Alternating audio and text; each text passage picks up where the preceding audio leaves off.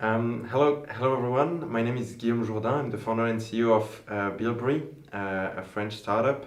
I'm really happy to be speaking at the WeedSmart week again. Unfortunately, this year I'm stuck in WA. So I'm going to be speaking about my favorite topic, GreenOnGreen. So first I'll start with a video to show what it is.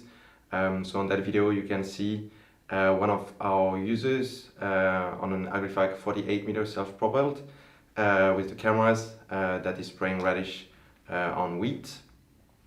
So that's what's GreenOnGreen. So before digging into details, I will first talk about what's Bilberry. So Bilberry is a French startup that was created in 2016. So last year in September, we decided to move with two other colleagues in WA. So we are now partly Australian also. And in total, that's a team of 20 people that work for Bilberry around the world. So all passionate about innovation and agriculture. Now I'm going to talk a bit about the technology. So and Bilberry. So Bilberry main focus is to develop smart solutions for farmers based on cameras and artificial intelligence. So we've developed different products, but they all have the same base. So a camera and then algorithms with artificial intelligence to make them smart. And the key products, of course, are GreenOnDrone and GreenOnGreen spot spraying cameras for broadacres. So how does that all work? First, we've got cameras that takes pictures of what's in the field, so the weeds and the crops.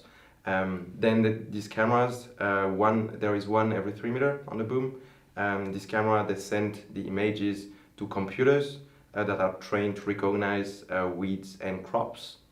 And then the computer, once they know if there is a weed or not, then they send the information to the nozzles so that in real time it will trigger each individual nozzle.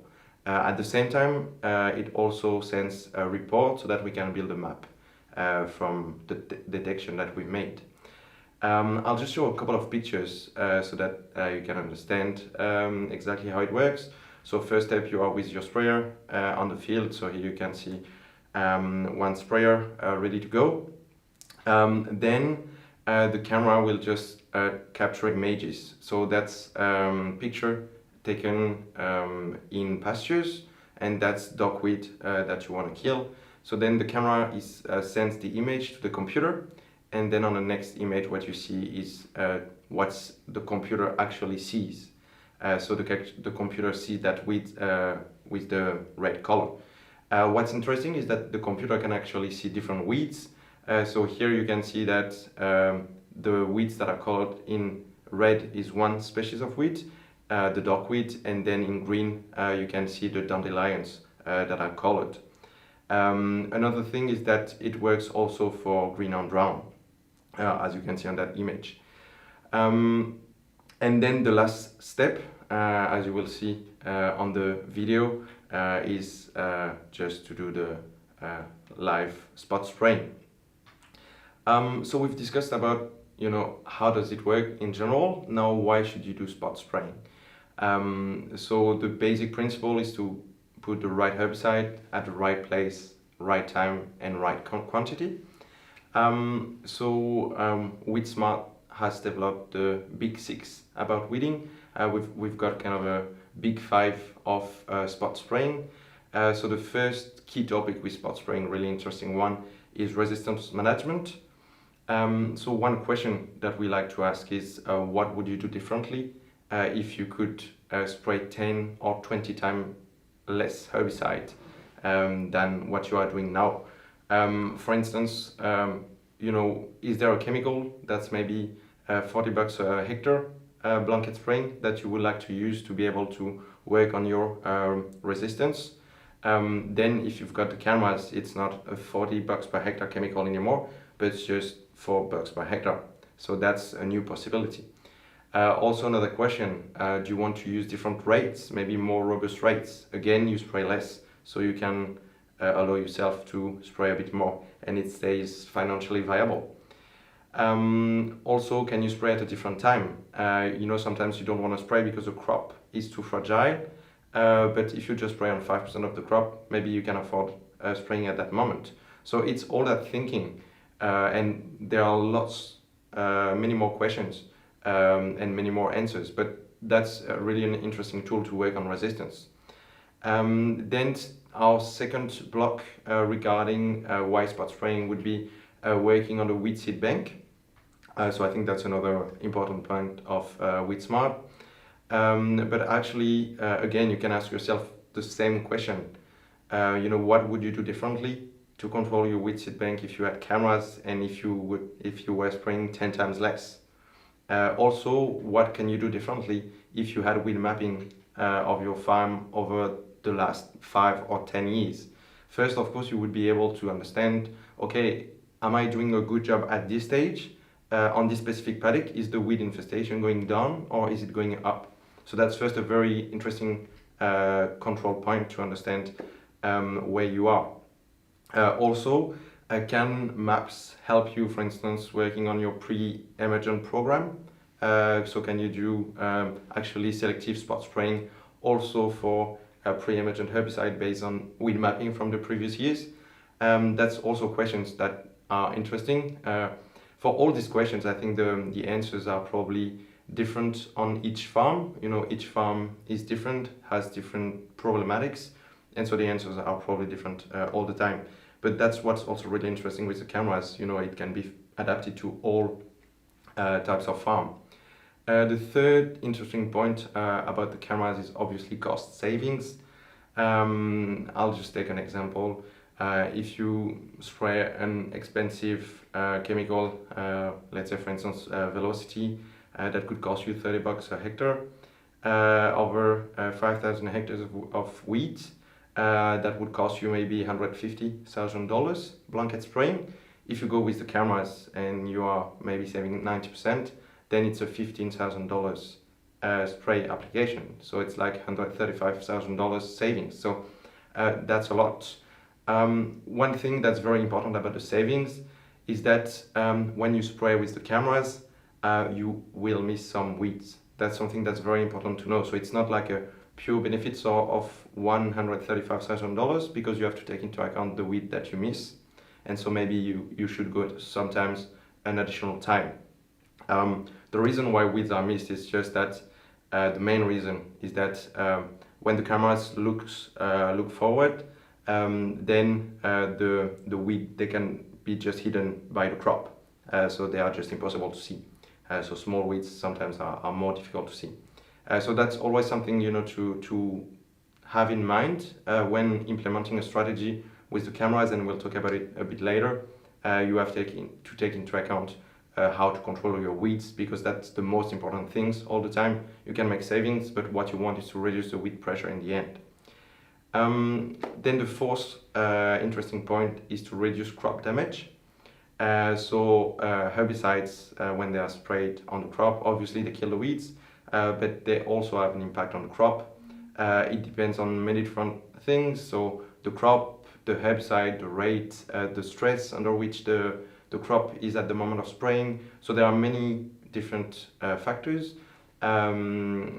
But if you can avoid spraying on the crop, that's always better, and that could result in an increased yield. Then the last point is about sustainable development. So that's very important for farmers' safety. So spraying less is always good. It's the same for the planet. It's also good probably for to reduce residual levels in the crop, and I think that's an increasing topic, especially when you want to export to China or these countries. They start to be very mindful about this residual level, so that's a way to manage them. Maybe the last point that could be a bit more futuristic for Australia, but that's very trendy, I would say, in Europe at the minute, is maybe it can the cameras can help keep some homologations for some specific chemicals. So at the moment, as you may know, glyphosate is being banned in Europe, and in France it's even faster.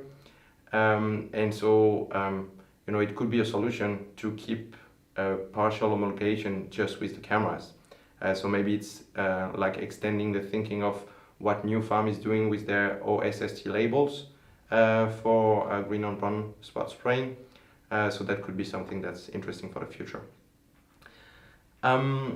Now, just trying to give you a couple of examples of how the cameras could be used or how cameras were used this year. So concrete example, so one farm, let's say in the north of WA, near Charlton, big pressure on radish, so quite a few radish, but also multi herbicide resistance. So in the end, the weeding cost overall is really high. So what they do at the minute is probably one blanket spray around 2 leaves, then another one a bit later in the year, probably around 5 leaves, and then they've got a seed destructor on the header, and with that they keep a good control overall, but the pressure is still intense. And so the goal by putting the cameras on the sprayer is to reduce this weed pressure and also to reduce the weeding costs. And so now the strategy looks a bit like one spot spray at 2 leaves, one spot spray at 5 leaves, and then the opportunity to do an additional one later in the season to try to kill these escape weeds that were missed in the previous treatments. And so, you know, they could be missed because of different reasons. So of course camera is one, but can be resistance, so you can come with a different product. Can be many different reasons, and then of course you keep your seed destructor in the end. And with that new weeding strategy, it's a big benefit on both you know, reducing the weed pressure, but also keeping your cost low. Another example would be something that you could find maybe in the more south of WA or in the eastern states. So let's say a low radish pressure, not so many problems about resistance at this stage. Maybe it was also the situation actually in WA in the northern wheat belt like 15 or 20 years ago. And so the goal is not really to cut your costs, because today you just have one blanket spray, 2 leaves, at 2 leaves, and not really expensive, probably a brew around $10 per hectares. So it's still okay. But what you want above all is to avoid getting in a situation where you have lots of resistance and you don't control the weeds anymore. So actually the way you could use the cameras is to keep your blanket spray at 2 leaves, but then add an additional spray later in the season so that you can just spot spray on the escape weeds. And since you've got a good control, you're going to spray 2, 3, 4, 5% of the paddock. So really the costs on chemical side will be really low. Now, where are we with all that? As Bilberry with Green on Brown, the technology is now commercial. Either with our historical partner, AgriFag, but also we've got a new partnership with Gold Acres. So technology is commercial, and night vision will be released for this summer spring season. And on GreenOnGreen side, we've been very active this year in 2020. So unfortunately, due to COVID, we did most of our tests in WA. It was really hard to travel both in the eastern states, but also in Europe. We had to reduce the plan, but still we managed to make more than 10,000 hectares on GreenOnGreen this year. We are very happy with the results. That means the first thing that it means is that the farmers are happy with the results, which is probably the most important.